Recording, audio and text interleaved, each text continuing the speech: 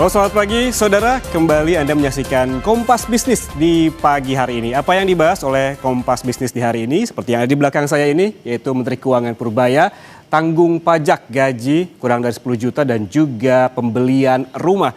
Ini maksudnya saudara, pemerintah ini tengah menggenjot perekonomian dengan menerbitkan peraturan Menteri Keuangan atau PMK yang mengatur pemberlakuan insentif pajak pertambahan nilai yang ditanggung oleh pemerintah atau PPN DTP. Untuk sektor perumahan dan juga ada insentif pajak penghasilan yang ditanggung oleh pemerintah atau PPH DTP dari berbagai sektor. Aturan insentif ini diberikan dalam rangka menjaga keberlangsungan daya beli masyarakat dan menjalankan stabilisasi ekonomi dan sosial pada tahun 2026 dan menjadi bagian dari paket stimulus ekonomi pemerintah. Pertanyaannya saudara, lalu apakah insentif ini efektif untuk mencapai tujuannya mengingat sektor yang disasar tidaklah populer? Kita lihat ke data berikutnya. Nah ini dia saudara. Kita ke PPH Pasal 21 yang bebas potongan. Kebijakan ini ditetapkan dalam Peraturan Menteri Keuangan dalam rangka stimulus ekonomi tahun anggaran 2026. Lalu syaratnya apa? Insentif ini diberikan kepada pekerja dengan status pegawai tetap tertentu dan atau pegawai tidak tetap tertentu. Dalam PMK ini ditetapkan pegawai tetap berhak menerima insentif jika yang bersangkutan telah memiliki nomor pokok wajib pajak atau NPWP atau juga memiliki nomor induk kependudukan NIK yang telah terintegrasi dengan sistem Direktorat Jenderal Pajak serta menerima penghasilan bruto tetap dan teratur tidak lebih dari 10 juta rupiah per bulan atau gajinya kurang dari 10 juta begitu saudara. Sementara syarat bagi pegawai tidak tetap atau tenaga kerja lepas yakni menerima upah dengan jumlah rata-rata tidak lebih dari 500.000 per hari atau maksimal 10 juta rupiah per bulannya. Ini saudara berlaku mulai dari 1 Januari hingga 31 Desember tahun ini, tahun 2026. Lalu sektor mana saja? Ada 5 sektor paling tidak saudara yang bebas potongan PPH Pasal 21. Ada sektor industri alas kaki, ada juga sektor tekstil dan juga pakaian jadi. Kemudian ada furnitur dan keempat ada juga sektor industri kulit dan barang dari kulit. Dan terakhir ini merupakan perluasan ataupun perubahan dibandingkan dengan yang sebelumnya yaitu di sektor pariwisata. Lalu bagaimana dengan pajak pertambahan nilai yang ditanggung oleh pemerintah? Di data selanjutnya kita lihat. Nah ini dia saudara, insentif kali ini berupa program yang beli rumah bebas PPN DTP 100% untuk rumah dengan harga jual 2 hingga 5 miliar rupiah. Dalam skema ini pemerintah akan membebaskan PPN hingga 2 miliar dan berlaku untuk masa pajak 2026 dari Januari hingga Desember tahun ini tentunya. Syarat lain adalah rumah atau unit tersebut harus pertama kali diserahkan oleh pengusaha kena pajak penjual dan belum pernah dipindah tangankan. Itu tadi ada insentif yang dilakukan oleh pemerintah di tahun ini yang tujuannya adalah untuk menggenjot perekonomian.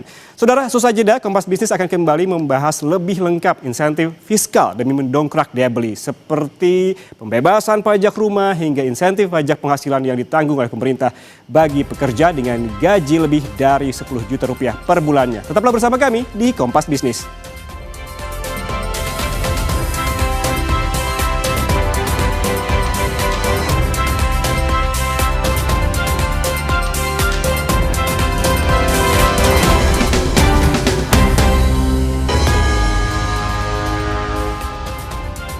Anda masih bersama kami di Kompas Bisnis saudara untuk membahas lebih lengkap insentif fiskal demi mendongkrak daya beli seperti PPN DTP untuk pembelian rumah tapak dan juga apartemen dengan harga di bawah 5 miliar rupiah hingga insentif pajak penghasilan ditanggung pemerintah atau PPH DTP bagi pekerja dengan gaji lebih dari 10 juta rupiah per bulan.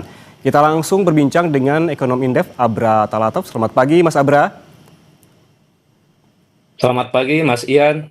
Mas Abra, ini menurut Anda apakah insentif PPN DPT dan juga PPH DPT 100% yang tadi saya bacakan begitu dan juga paparkan, akankah ini efektif untuk menggenjot perekonomian? Ya, saya melihat bahwa pemerintah dalam rangka menjaga daya beli masyarakat, ya ketika melanjutkan kebijakan insentif PPh 21 DTP ini memang ini menjadi strategi instan ya untuk bagaimana caranya memberikan dorongan terhadap ekonomi kita khususnya dari konsumsi rumah tangga, karena kita mengetahui bahwa pertumbuhan konsumsi rumah tangga ini dalam 2 tahun terakhir ini sangat rendah ya, di bawah 5%. Di kuartal 3 tahun lalu hanya tumbuh 4,89%. Padahal pemerintah di sisi lain punya target pertumbuhan tinggi. Itu tahun ini saja 2026 pemerintah menargetkan pertumbuhan sampai 5,4%. Padahal ya konsumsi rumah tangga ini berkontribusi paling besar terhadap GDP 53%. Nah, artinya memang strategi untuk memberikan insentif adalah menjadi strategi yang paling realistis yang dilakukan pemerintah dalam jangka pendek. Kenapa? Karena masyarakat akan mendapatkan penghasilan secara utuh.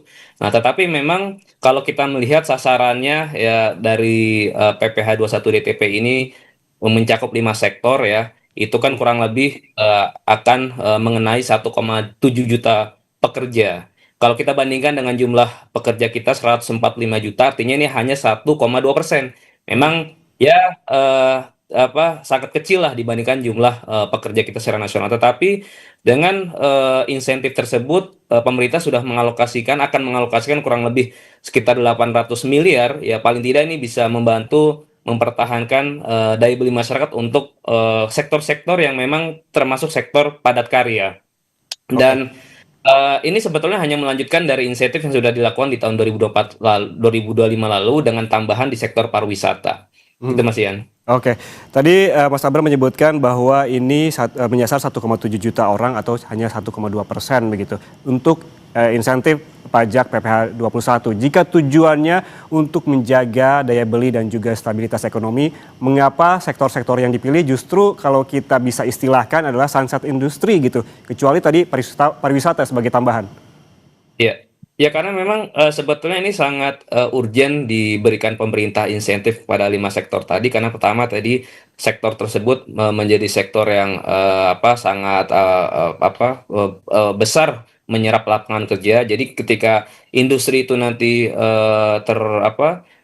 disrupsi dengan adanya ekonomi yang melambat, dikhawatirkan nanti justru akan terjadi PHK besar-besaran, dan itu justru resikonya akan jauh lebih besar lagi. Makanya memang insentif itu menjadi pilihan yang paling rasional. Dan kedua, saya melihat bahwa di industri tersebut juga sedang berjuang untuk bisa survive, karena jika Hmm. melihat data kredit di sektor-sektor tadi, khusus sektor manufaktur, itu pertumbuhan kreditnya memang sedang mengalami tren perlambatan. Bahkan misalkan saya lihat untuk sektor industri manufaktur ya di tahun 2025 lalu itu tumbuh di bawah 10%. Nah, kemudian yang kedua juga yang menjadi concern adalah di kredit UMKM. Nah, Hmm. UMKM ini kan kita tahu bahwa menjadi penyerap lapangan kerja yang paling besar juga. Nah, sampai di bulan Juli 2025 lalu pertumbuhan kredit UMKM itu hanya 1,7%.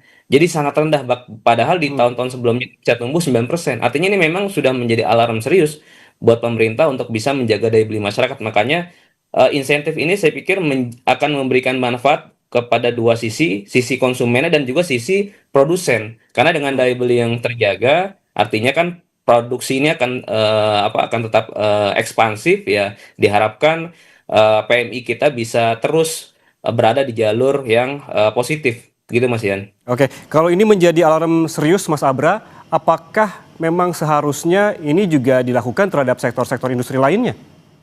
Iya, ya saya pikir pemerintah kan punya prioritas ya untuk memberikan insentif ini, karena juga terkait dengan bagaimana menyimbangkan antara beban yang dikeluarkan tadi ya berupa PPh yang ditanggung pemerintah dengan juga proyeksi penerimaan negara. Karena di tahun 2026 ini juga pemerintah sepertinya akan tetap menghadapi resiko untuk bisa mengejar target penerimaan pajak ya.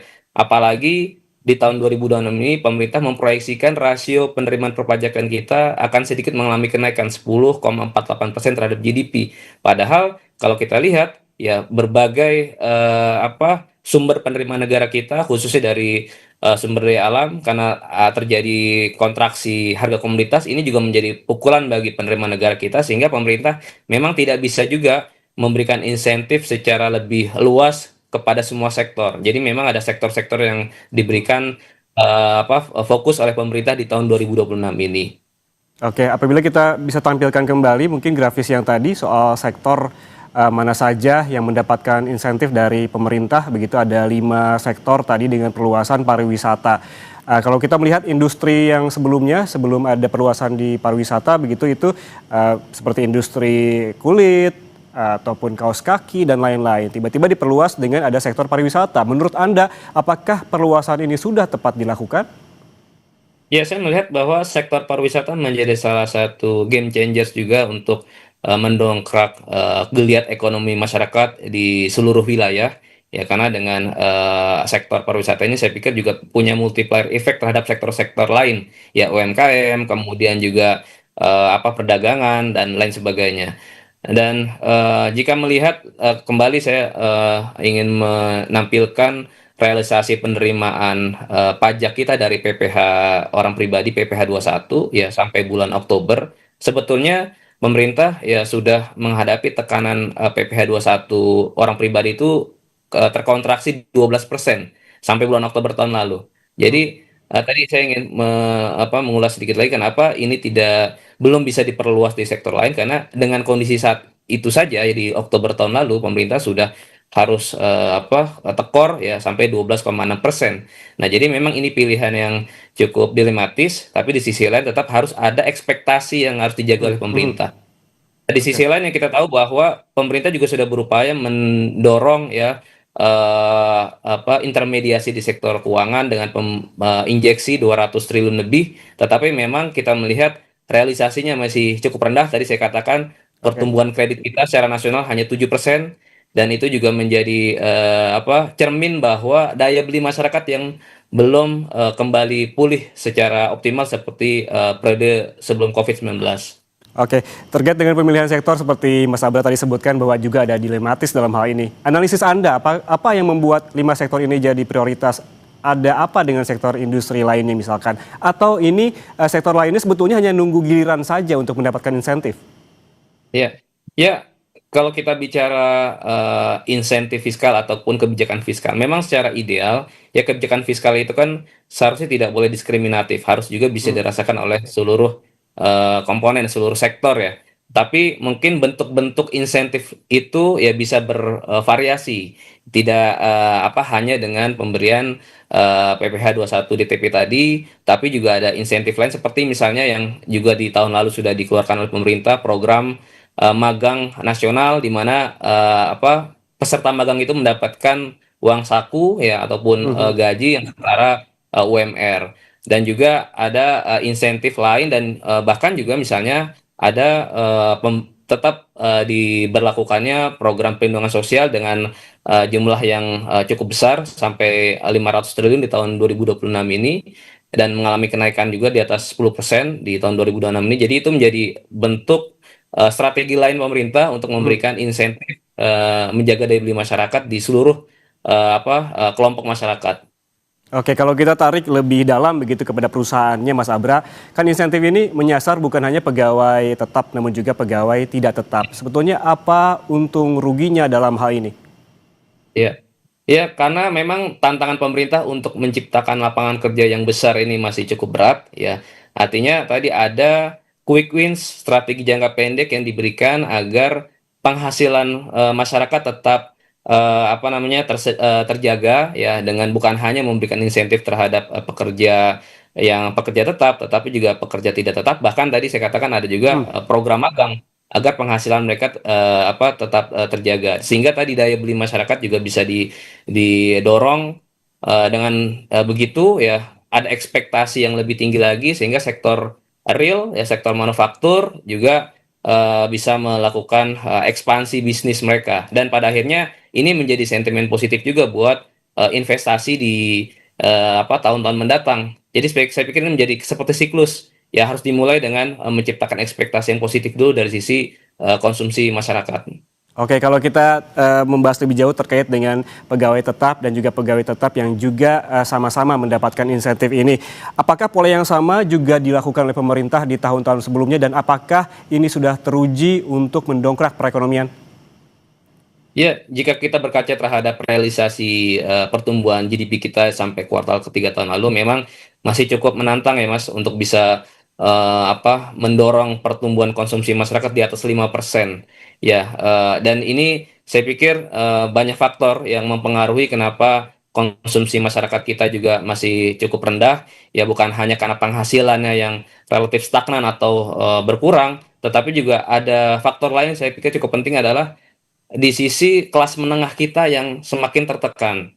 Ya, kita mendengar bahwa jumlah kelas menengah kita yang semakin tergerus, kemudian juga penghasilan mereka yang juga relatif stagnan, sehingga padahal kan kita tahu kelas menengah ini menjadi kelompok masyarakat yang punya andil besar terhadap Mhm. konsumsi rumah tangga. Dan seringkali kelas menengah ini justru adalah kelompok masyarakat yang tidak tersentuh terhadap kebijakan pemerintah. Ya, insentif fiskal. Makanya tadi dengan adanya pemberian insentif PPh 21 DTP Mhm. tadi untuk 5 sektor, saya pikir juga sedikit banyak juga Oke. menyasar ke kelas menengah kita, walaupun masih banyak kelas menengah lain yang belum menikmati insentif fiskal yang diberikan oleh pemerintah. Oke, ngomong-ngomong soal kelas menengah nih Mas Abra, selain juga terkait dengan bebas potongan PPh pasal 21 yang juga menjadi insentif adalah terkait ke PPN DPT sektor perumahan ini Ya. untuk harga 2M sampai 5M. Dengan harga yang sedemikian besar sebetulnya, apakah ini siapa yang disasar? Apakah kelas menengah atau kelas kelas mana begitu? Karena kan ini angkanya bukan yang angka yang kecil. Ya, ya kalau kita melihat dari nilai transaksi untuk kredit KPR tadi ya, perumahan tadi 2 sampai 5 miliar ya, tentu itu yang disasar adalah kelas menengah tadi untuk bisa Hmm, membantu kelas menengah kita mendapatkan akses perumahan. Tetapi di sisi lain juga sebetulnya itu turut membantu di sektor properti, sektor konstruksi juga. Karena kita melihat juga di data perbankan ya, kredit untuk KPR juga terus menyusut Mas. Dari hmm. misalkan di 2024 itu pertumbuhan kredit KPR masih di level 14%. Tapi di September tahun 2025 lalu itu sudah menyusut menjadi hanya 7,4% pertumbuhan kredit KPR. Nah, makanya saya pikir sangat relevan ya bagi pemerintah untuk memberikan insentif Hmm. pembebasan PPN ya untuk pembelian rumah baru bagi kelas menengah tadi. Karena memang tadi membantu masyarakat dan juga membantu di sektor tersebut juga. Karena Oke. sektor properti, sektor konstruksi juga punya multiplier efek juga Hmm. di sektor-sektor yang lain. Oke, kalau kita mendengar suara-suara masyarakat begitu, apalagi terutama di media sosial, Mas Abra, angka ataupun harga rumah 2 hingga 5M ini apakah sebetulnya tidak terlalu mahal untuk kelas menengah? Ya, ya tentu kalau kita melihat pergerakan harga tanah, kemudian harga barang-barang material untuk pembangunan rumah ini kan terus meningkat. Nah, tentu itu juga menjadi salah satu faktor juga kenapa akhirnya harga rumah semakin sulit dijangkau ya untuk Hmm, hmm. generasi milenial, apalagi Gen Z ya di tengah penghasilan yang relatif stagnan tadi. Kenaikan UMP pun ya di tahun 2026 ini juga jauh di bawah ekspektasi para pekerja kita. Jadi memang mau tidak mau pemerintah harus memberikan dukungan dari berbagai lini, ya bukan hanya insentif PPN, tetapi juga bagaimana bisa menekan Hmm. agar biaya pembangunan rumah itu juga bisa lebih rendah lagi. Ya misalkan bagaimana menjaga agar spekulasi para spekulan tanah ini juga bisa dilawan oleh pemerintah. Kemudian juga membantu agar barang-barang bahan baku tadi juga bisa bisa lebih terjangkau ya sehingga biaya produksi untuk rumah juga bisa lebih rendah lagi Mas. Oke, berarti efeknya itu sebetulnya bisa kemana-mana begitu ya, efek positifnya. Kalau kita tadi membahas terkait dengan PPh yang memang yang terdampak adalah 1,7 juta pekerja ataupun karyawan dengan porsi 1,2% dari keseluruhannya. Apabila kita berbicara terkait dengan PPN yang perumahan ini begitu, ini seberapa besar dampaknya kalau dari hitung-hitungan angka? Ya, karena perumahan ini Mas punya efek ke belakang juga ya. Jadi dari semen, batu bata dan lain sebagainya. Jadi saya pikir itu bukan hanya bisa menjaga produksi di sektor-sektor ke belakang yang terjaga, tetapi juga investasi. Jadi kalau kita lihat dampak, kita tentu tidak hanya melihat di rumah berapa unit rumah yang terjual, gitu, atau berapa besar kredit KPR yang tersalurkan, tetapi juga ada dampak-dampak ikutan lain ya, inward lookingnya juga, backward lookingnya juga Mhm, tercipta dari efek kebijakan PPN yang ditanggung pemerintah tadi, Mas, penghapusan PPN untuk perumahan. mhm, mhm. Kalau kita melihat lagi begitu ya Mas Abra, alih-alih insentif PPh DPT yang kita sempat bahas sebelumnya dan juga PPN DPT yang juga kita sudah bahas, mengapa pertanyaannya kemudian mengapa pemerintah tidak mengambil langkah yang lebih jelas efektif, misalkan diskon listrik? Iya. Nah, ya diskon tarif listrik memang sebetulnya sudah banyak pihak yang menyerukan agar kembali dilanjutkan. Karena ini juga cukup banyak membantu kelas menengah juga tadi, karena sangat jelas siapa yang menikmati ya seluruh konsumen listrik dengan daya tertentu. Ya, tentunya dengan adanya pemberian diskon tarif listrik di tahun 2025 lalu 50% itu bisa menambah Hmm, alokasi belanja mereka untuk kebutuhan yang lain. mhm.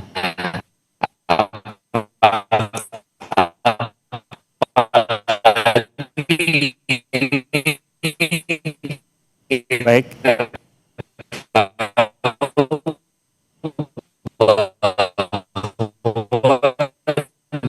Mas Abra.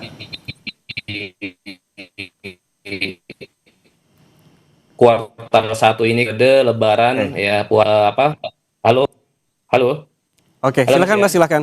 ya, halo, Ya silakan lanjutkan ya, Mas Abra. tadi saya ulangi. Hmm, Iya, di kuartal satu ini kan kita memasuki periode puasa dan lebaran. Ada kecenderungan kenaikan harga-harga barang ya, inflasi. Jadi memang ketika pemerintah ya mempertimbangkan untuk bisa melanjutkan pemberian diskon tarif listrik ya hmm, seperti di Januari Februari tahun lalu, saya pikir itu akan sangat membantu masyarakat mhm, ya mhm. untuk memenuhi kebutuhan yang lain, khususnya memasuki hari raya Lebaran nanti, dan juga memasuki tahun baru pendidikan gitu. Jadi banyak kebutuhan yang diperlukan oleh masyarakat, sehingga insentif diskon tarif listrik tadi saya pikir relevan untuk Mhm. bisa dilanjutkan oleh pemerintah, karena efektifnya untuk menyasar seluruh masyarakat yang memang menjadi pelanggan listrik dengan kriteria tertentu. Oke, berarti sesungguhnya ada opsi-opsi lain begitu oleh ya, ataupun yang bisa dilakukan oleh pemerintah terkait hal ini. Opsi yang selanjutnya begitu, pertanyaan terakhir saya, Mas Abra, apakah menurunkan PPN juga bisa jadi opsi? Ya, ya ini juga yang terakhir yang cukup menarik yang banyak disuarakan ya oleh masyarakat dan juga bahkan kalangan pelaku usaha. Tapi lagi-lagi saya katakan ini menjadi kebijakan yang dilematis ya Mhm, untuk menurunkan PPN ya. Karena di tahun 2024 lalu saja ya untuk penerimaan PPN dan PPNBM itu sampai Oktober terkontraksi 2,1%. mhm, Artinya kalau sampai tarif PPN ini diturunkan, memang akan ada resiko ya target penerimaan pajak kita akan jauh lebih rendah lagi daripada yang diharapkan pemerintah. Apalagi kita tahu bahwa PPN ini menjadi salah satu sumber penerimaan perpajakan yang paling besar yang diharapkan oleh pemerintah. Jadi mhm, saya pikir perlu dikalkulasi dulu ketika nanti PPN ini akan didiskon atau dipangkas. Kira-kira berapa mhm, besar, berapa triliun potensi mhm. shortfall yang akan dialami oleh pemerintah. Dan juga saya pikir perlu juga diuji bagaimana efektivitas dari kebijakan Pak Purbaya ya untuk menutup kebocoran-kebocoran penerimaan negara kita yang di akhir tahun lalu kan cukup cukup masif ya untuk mengejar penerimaan negara kita tidak bocor di perpajakan, di bea cukai dan sebagainya. Itu kira-kira sudah berapa triliun yang bisa diselamatkan, yang bisa diamankan. Nah, kalau itu sudah Oke, berjalan cukup efektif, artinya mempertimbangkan pengurangan tarif PPN ini menjadi hal yang cukup cukup penting dilakukan di oke. tengah daya beli masyarakat yang masih rendah. Mhm, mhm. Berarti artinya harus ada hitung-hitungan yang matang begitu apabila langkah menurunkan PPN ini dilakukan oleh pemerintah. Tapi juga ada opsi lain tadi untuk kelas menengah yang juga tertekan dan stagnan begitu di beberapa waktu ini dengan membantu kelas menengah dengan opsi juga tadi menurunkan ataupun memberikan diskon tarif listrik. Terima kasih ekonom Indef Abra Talatov